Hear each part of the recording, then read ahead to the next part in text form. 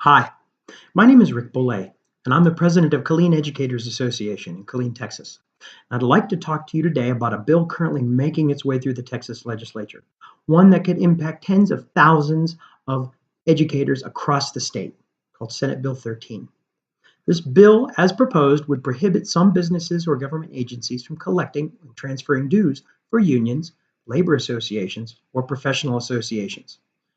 There are numerous problems with this bill, and I would like to take a few moments to talk with you about them now. The biggest problem here, and the one that arches over everything else, is that the main backer of the bill, Texas Lieutenant Governor Dan Patrick, and the bill's main sponsor, Texas State Senator Joan Huffman, are not providing you with correct information about pretty much everything about the bill. Let's go over a few of those claims now. One of them is that somehow the state of Texas becomes involved with the affairs of labor groups when they transfer dues money to the organizations. Sounds very bad. But if it were true, it would also mean that the state was involved with the affairs of high-risk insurance companies, cleaning supply companies, food supply companies, tire companies for state vehicles, the companies that provide the state vehicles, pretty much anyone else involved with the transfer of monies involving the state of Texas. This is just not true. Now, another claim is that only a handful of states permit the collection of dues from public employees, and Texas is somehow behind the times in doing what most states have already done. Now, in reality, nearly 40 states permit the use of payroll deduction for association dues. 40. Texas isn't doing anything that other states don't do. Again, this is not a true statement.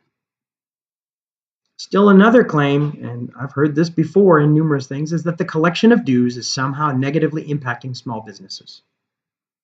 Now, which small businesses, I ask you, have employees that are part of an association? I mean, even the bill's supporters acknowledge that it's not going to end the practice of dues through payroll deduction. First responders can still do it. It just ends it for some, mainly those who oppose them in the legislature. And they flat out admitted this. But they continue to push this small business talking point. They continue to push like dues collection is somehow holding back small business. Just not true. Now, all of this has been portrayed in, dare I say, a very genteel manner, designed to make an argument, to make it look like it's not a big deal. Nothing to see here, folks. Everyone else is doing it. Just be like them. Vote and move along. Move along, people. Vote and move along.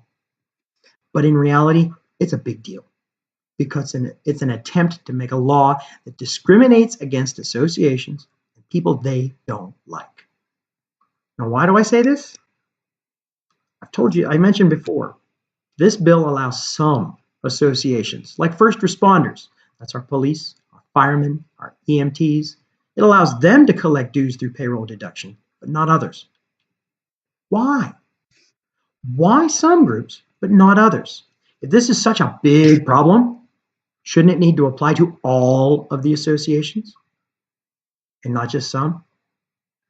But that's not what they're doing.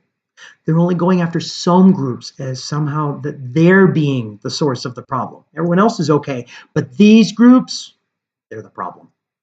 And they're targeting teacher groups and any other association or union or labor group that's not first responders. Now, why would they do that? Why would they go after these groups in particular? I'll tell you why. Because we're the ones who generally stand up for ourselves. We are the ones who work to get lawmakers into office that will make good decisions for our students, for our schools, for the state of Texas through its education, because kids are our future.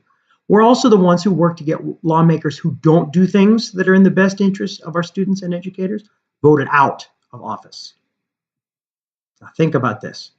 If you had someone who wants to hold you accountable and get you voted out of office for doing things that you shouldn't be doing, and you don't want them to have that power anymore, what's the best way to go about that? Easy. You divide them up to break their power. That's what they want.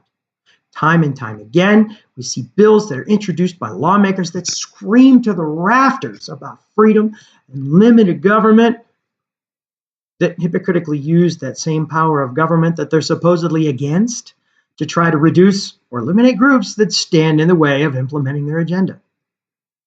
This is a union-busting bill, folks, plain and simple, and it needs to be stopped. How do we do that? How do we make them stop what they're doing? Well, by doing what we've always done. We make them look in the mirror, we make them admit to themselves and every single voter the real reason they're trying to do what they're doing. In other words, we stand up for ourselves.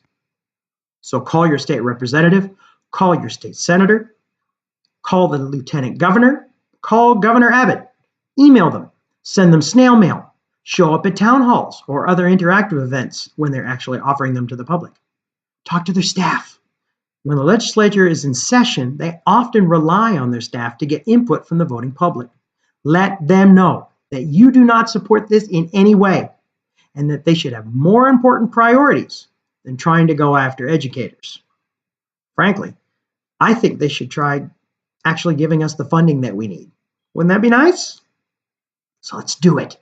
Let's be active. Let them know that we will not put up with this. We will be active in our resistance, we will resist them, and we will vote. Thank you for watching, and have a great day.